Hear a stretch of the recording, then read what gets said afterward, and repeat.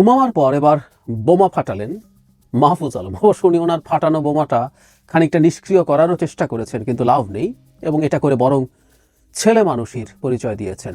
আমরা প্রায় বলি বালখিল্য হচ্ছে, তিনিও একটা বালখিল্য করলেন। যদিও যারা মাহফুজ আলমকে যারা আছেন তাদের মধ্যে আমরা অনেক ম্যাচিওর হিসাবে জানি।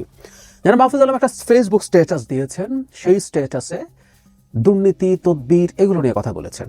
বেসিকটুকু একটু বলে নিই, কিন্তু মূল যে জায়গাটা সেটা নিয়ে আসলে কথা বলতে চাই। এবং রাষ্ট্রের একজন উপদেষ্টা এই অভিযোগ করছেন এবং রাষ্ট্র সরকার কি করছে সেটা আমাদের দেখতে হবে।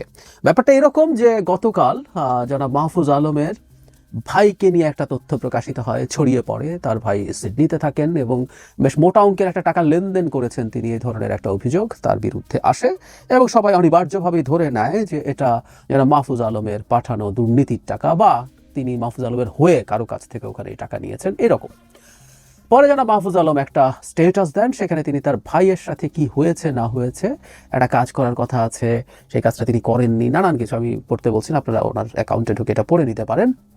কিন্তু একটা পর্যায়ে সম্ভবত যিনি এই কাজগুলো করছিলেন তিনি কনভারসেশনও রেকর্ড করেছেন। পরে সেই কনভারসেশন একজন সাংবাদিকের কাছে পাঠানো হয়। সেই সাংবাদিক যেন মাহফুজ আলমের সাথে যোগাযোগ করে বলেন মাহফুজ আলম তার স্টেটাসে এবং জানান যে এই কাজটা তিনি দেননি। সেটা কনভিন্সড হয়ে সেই সাংবাদিক আর ওটা পাবলিক করেননি সেই কনভারসেশন। এটা হচ্ছে তার স্টেটাসের জায়গা। কিন্তু খুবই ইন্টারেস্টিং যে বিষয়টা সেটা হচ্ছে এইরকম একটা প্যারাগ্রাফ। আজকাল অনেকের লেজ কাটা যাচ্ছে বলে আমার বিরুদ্ধে লেগেছেন। নতুন একটি দলের কয়েকজন মহারথী এতে জড়িত। সবই প্রকাশ পাবে। একটা সার্কেলে প্রায় সবাই দুর্নীতিগ্রস্ত, কিন্তু একজন কোনো টাকা ধরছেন না। এটা কার সহ্য হবে? আই রিপিট, আজকাল অনেকের লেজ কাটা যাচ্ছে বলে আমার বিরুদ্ধে লেগেছেন। নতুন একটি দলের কয়েকজন মহারথী এতে জড়িত। সবই প্রকাশ পাবে। একটা সার্কেলে প্রায় সবাই দুর্নীতিগ্রস্ত, কিন্তু একজন কোনো টাকা ধরছেন না। এটা কার সহ্য হবে? ফলে তিনি এখানে একটি নতুন দলের জায়গায় বিভিন্ন দলের এটা এডিট করেছেন। এটাই বালখিল্য, এটাই ছেলে মানুষই।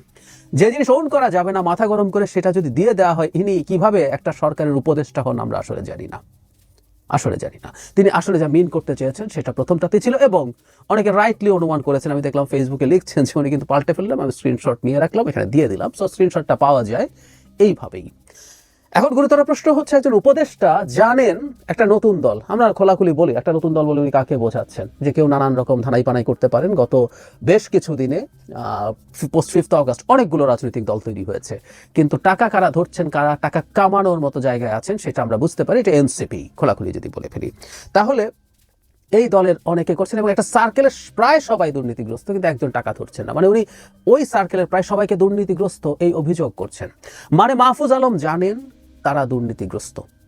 এখন একজন সরকারের অংশ, টেকনিক্যালি ধরে নেই উনি এনসিপির কেউ নন, যদিও মাহফুজ আলম এনসিপির সাথে কিভাবে জড়িত এগুলো চোখ কান খোলা রাখা মানুষ খুব ভালো মতো জানেন। তাদের নেতাদের সাথে কোথায় বৈঠক করেন, কি হয়, কোথায় কিভাবে বৈঠক করেন, কিভাবে বুদ্ধি পরামর্শ দেন, কিভাবে ট্রেনিং দেন, কিভাবে এনসিপির একজন হয়ে অন্যদের সাথে বসেন, এগুলো অনেকেই জানে। তারপরও এগুলো যেহেতু পাবলিক ডকুমেন্ট নেই, আমি এটা সরিয়ে রেখে বলছি। ধরে নিলাম তিনি আলাদা, তো যদি আলাদা হয়ে থাকেন তিনি তো সরকার, তিনি অন্তর্বর্তী সরকার। তাহলে একটা দলের এত নেতার বিরুদ্ধে তিনি দুর্নীতির কথা জানেন, এই অভিযোগ তার তথ্য তার কাছে আছে, তাহলে তিনি কি করছেন?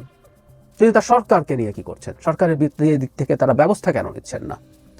আবারও সেই সোকল্ড দুদকের কথা বলি। ওটা সোকল্ড দুদক আসলে এখনো একই জায়গায় আছে। দুদক যখন একজন উপদেষ্টার মুখ থেকে, একজন উপদেষ্টার স্টেটাস থেকে এরকম একটা তথ্য পেলেন, দুদক কি করলেন? দুদকের তো উচিত যেন মাহফুজ আলমকে ডেকে মাহফুজ আলমের কাছ থেকে তথ্য নেওয়া, যে কে কে দুর্নীতি করছে বলে আপনি জানেন, কার বিরুদ্ধে অভিযোগ আছে বলে জানেন, কি কি অভিযোগ আছে বলে জানেন, সেসব তথ্য। তারপর তাদের বিরুদ্ধে তদন্ত শুরু করা। কিন্তু হবে না এগুলো কিছুই। যাই হোক, আমাদের সামনে যে জিনিসটা প্রকাশিত হচ্ছে, স্পষ্ট হচ্ছে, যেগুলো আমরা জানতাম, এগুলো আমরা বললে তো অনেকের মনে হয় যে আরে ওর তো একটা পলিটিক্যাল এর প্রতি লাইন আছে, ও ওটা আছে, ও সেটা আছে, ও দালাল হয়ে গেছে, সে কারণে এসব করছে। প্রচুর গালের শিকার হয়েছি এনসিপিরও, জামায়াতের হয়েছি তো বটেই, এনসিপিরও হয়েছি, কারণ তাদের সমালোচনা করছি। তো এখন খুবই গুরুত্বপূর্ণ লোকজন, এনসিপি না হলেও বৈষম্য বিরোধী ছাত্র আন্দোলন ভেরি মাচ অ্যালাইন্ড এনসিপির সাথে, সেই সংগঠনের উমা ফাতেমা বোমা ফাটালেন। এবার মাহফুজ আলমও বোমা ফাটিয়ে আবার মনে করছেন সেটাকে না ফাটানো যায় কিনা, না এটা সম্ভব না, বোমাটা ফেটে গেছে। তো মাহফুজ আলমও করছেন। এখন এনসিপির মানুষজন কি বলবেন? অথবা এনসিপি, উনি যেহেতু নাম তোলেন না, এনসিপিটা গায়ে হয়তো মাখবে না, কিন্তু এই সমাজে এই সব শব্দের বাক্যের খেলা দিয়ে এগুলো লুকিয়ে রেখে, এগুলো ধামাচাপা দিয়ে আসলে কোনো লাভ হবে না। আবারও বলছি, সরকারের উচিত, ডক্টর ইউনূসের উচিত অতি দ্রুত যারা মাহফুজ আলম যা বলেছেন সেটার সারবত্তা খুঁজে বের করার চেষ্টা করা এবং সেটা থেকে তদন্ত করা, তদন্তের জন্য দুদককে নির্দেশ দেওয়া। দুদক অবশ্য স্বাধীন, দুদক নিজেই এই কাজটা করতে পারে, দুদকেরই নিজের থেকে করা উচিত। কিন্তু দিনের শেষে যে বললাম করা উচিত, ডক্টর ইউনূসের চাপ দেওয়া উচিত, এগুলো কিছুই হবে না। জনগণের সামনে প্রকাশিত হচ্ছে, এটা খুবই ইম্পর্টেন্ট। ঘর থেকে যখন এইসব অভিযোগ আসে জনগণ বুঝবে আসলে জুলাইকে কেন্দ্র করে কিছু কিছু মানুষ কি পরিমাণ ধান্দাবাজির দোকান খুলেছে, এটা জানা জরুরি।